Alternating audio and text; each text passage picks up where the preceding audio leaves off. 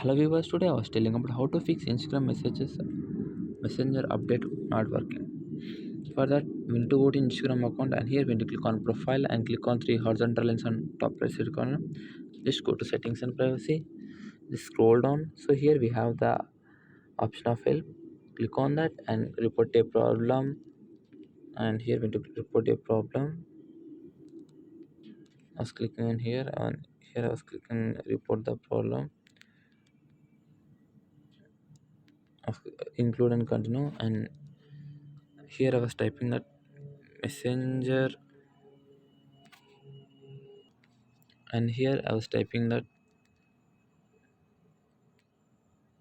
messenger update not working, and here I was sending. So like this we can sending the message within 24 hours. The messages will be updated and it will be work. Thank you.